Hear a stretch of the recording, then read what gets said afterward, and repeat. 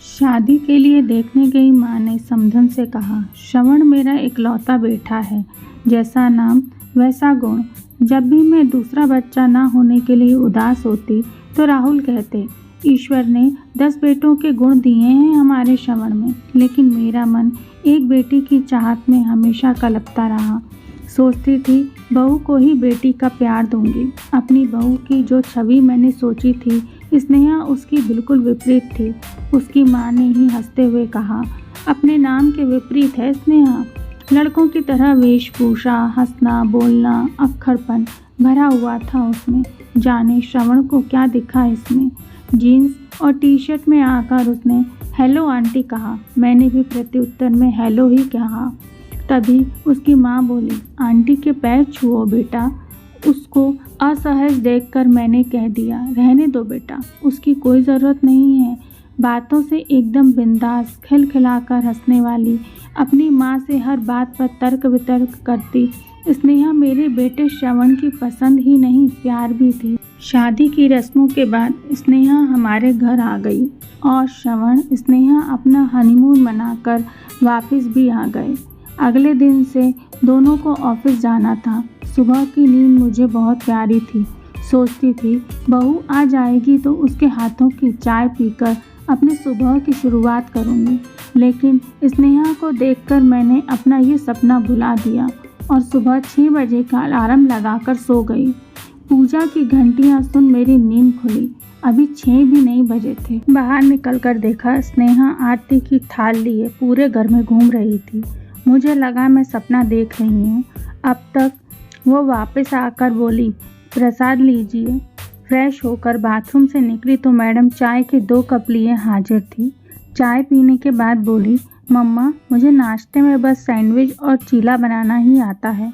आप लोग नाश्ते में क्या खाते हैं?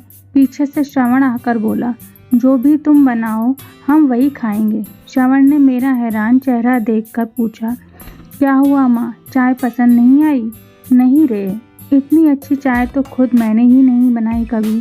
फिर मैंने स्नेहा से कहा, तुम्हें ऑफिस जाना है बेटा, तैयार हो जाओ, अभी मेड आ रही होगी, मैं उसके साथ मिलकर नाश्ता बना लूँगी।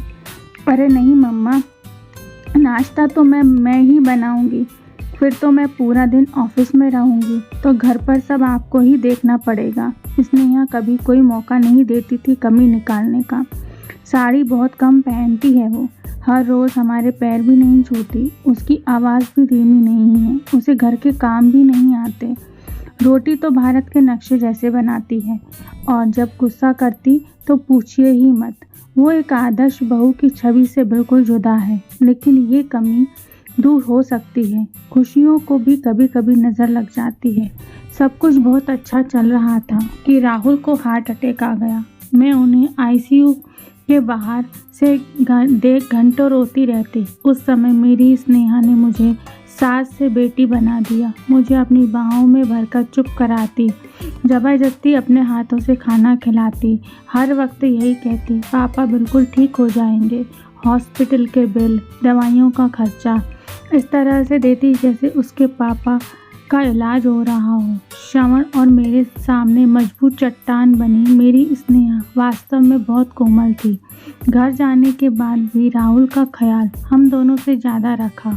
अपनी नई नवेली शादी के बावजूद देर रात तक हमारे साथ बैठी रहती। मासूम गुड़िया सी बहू का सपना देखने वाली सास को एक मजबूत बेटी मिल गई थी, जिसका रहन सहन विदेशी था पर दिल एकदम देशी था। आज मेरे जन्मदिन पर श्रवण ने कहा, माँ तैयार हो जाइए, आपकी पसंद की साड़ी खरीदने चलते हैं। मुझे कुछ नहीं चाहिए श्रवण, तूने स्नेहा के रूप में मेरी ज़िंदगी का सबसे बड़ा तोहफा दे दिया। मेरी भीगी आंखें पोंछकर श्रवण ने पूछा, वैसे है कहाँ आपकी दबंग बहू, जिसने अपनी दबंगता से आपका भी दिल जीत लिया? तब तक स्नेहा ने मेरे गले में अपनी बाहें डालकर कहा, हैप्पी बर्थडे मम्मा, और एक पैकेट पकड़ाते हुए कहा, ये दुनिया की बेस्ट मम्मा के लिए। पैकेट खोलकर देखा तो उसमें कांजीवरम साड़ी थी, बिल्कुल वैसी ही जैसी मैं हमेशा से लेना चाहती थी। मेरे आश्चर्यचकित चेहरे को देखकर बोली, वो जब आप रेखा की तस्वीर गूगल पर सर्च करके घंटों देखती थीं, तभी मुझे समझ आ गया कि आप उनकी तस्वीरों में क्या देखती हैं। अपनी जोरदार हंसी के साथ उसने फिर से मुझे गले लगा लिया। खुशी में बहते आंसुओं को पोंछकर उसने कहा, एक माँ के दिल की बात एक बेटी तो समझ ही जाती है ना मम्मा। हाँ मेरी स्नेहा बेटी, राहुल जी बोले। आदर्शों नियमों पर पड़ गई भारी, हमारी प्यारी बहू स्नेहा हमारी। सच ही तो है, बहू सिर्फ बहू ही नहीं, बेटी भी होती है। बस ये समझने का फेर होता है, फिर चाहे वो बहू की तरफ से हो या ससुराल की तरफ से।